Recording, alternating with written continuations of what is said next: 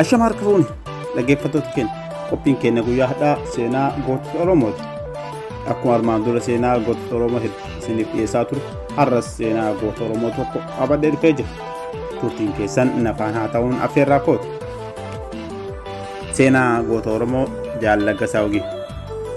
Laggasaa Wagii mana barumsaa Baakimee jedhamutti barate. Kutaa 1 hanga 4. Kutaa 5 hanga 8 mana barumsaa Hincinnitti barate. Sana booda gara Finfinnee deemuun mana barumsa isaa itti fufe. Kutaa 11 hanga 12 achumatti barate. Finfinnee keessatti.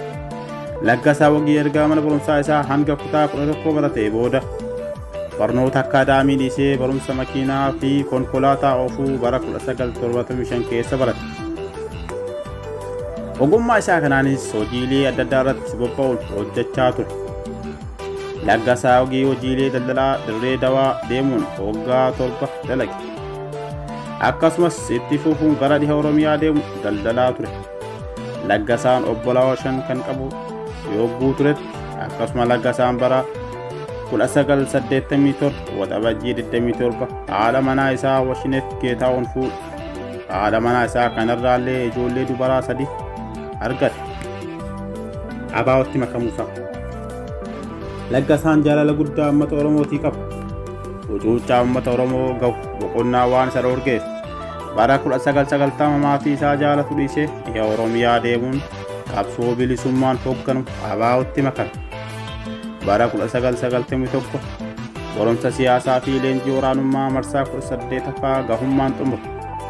Dirree dhihaattis miseensa abaawoo ta'ee dammaqinnaaf hubannoon Laggasaa Wagii qabu irratti hundaa'uun dhaaba keessattis barumsa dabballummaa bara 1991 bakka Beelmugaa jedhamutti barate.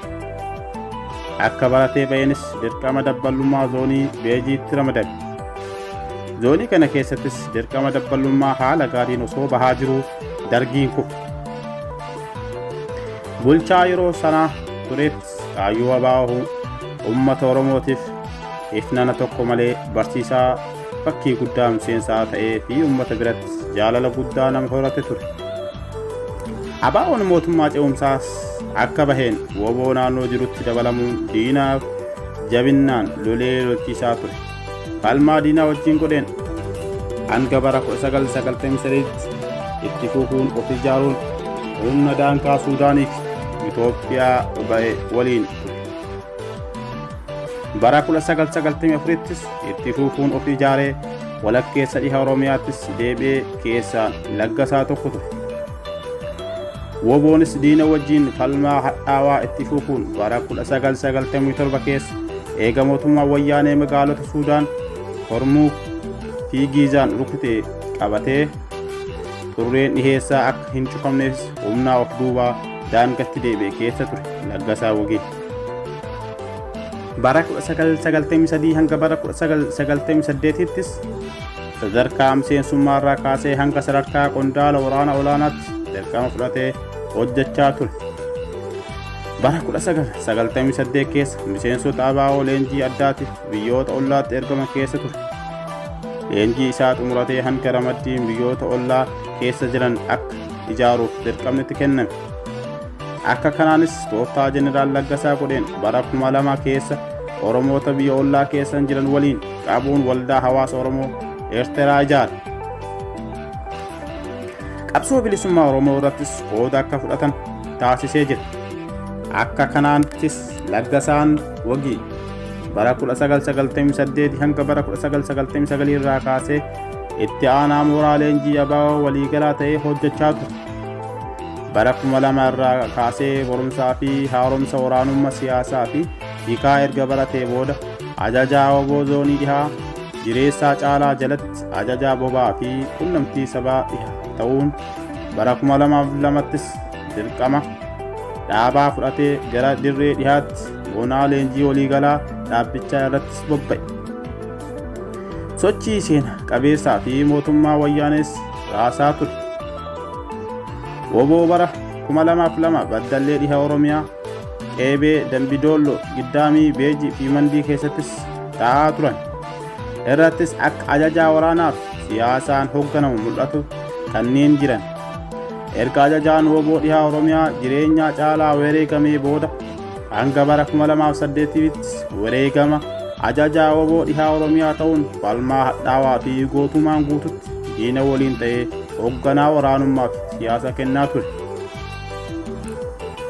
Laggasaa Wagii dirqama dhaabaa fudhatee zoonii dhihaa keessattis waan tureef kaasaa ABO sadaffaan hora sabaa yogguu bara 2003 irrattis hirmaachuu baatus bakka inni hin jirrettis miseensa gumii sabaa ta'uun filatame.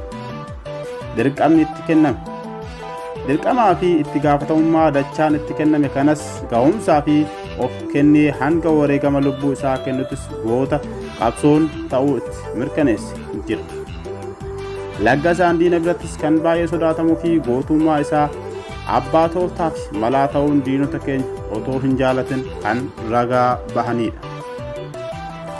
Ibsa dhaabni Oromoo jimaata darbe baaseen erga obbo Daawud Ibsaa odeeffannoo muummichi ministeeraa Abiyyi Ahmad yeroo dhaabbata ANC irra argatan Laggasaa bira gahuun himanis inni murtii biraa fudhatee tibbana immoo dhimmi ministeeraa muummee Itoophiyaa Abiyyi Ahmad lubbuu isaa oolchuuf yaalii taasisaa akka turanis dubbataniira. Inni kunis dubbii ijoo torbee kanaa ta'ee jira. Loltoota ajaja isaa jala jiran kan bakkoota adda addaatti bobbaasee jiran kan marfame diina keessattis naannicha diinaaf dhiisee bakka sanaa akka gadi hin lakkifne ta'uu isaa beekumsoodhaan murtii fudhate jedha ibsichi kun. Kana booda hin turre Laggasaa Wagii ajjeefamee naannolee lolchiisaa ture.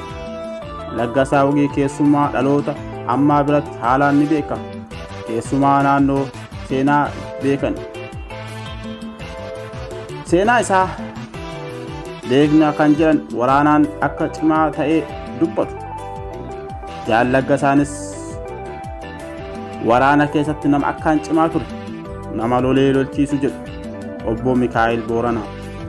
Jaalala isaaf uummata isaa biratti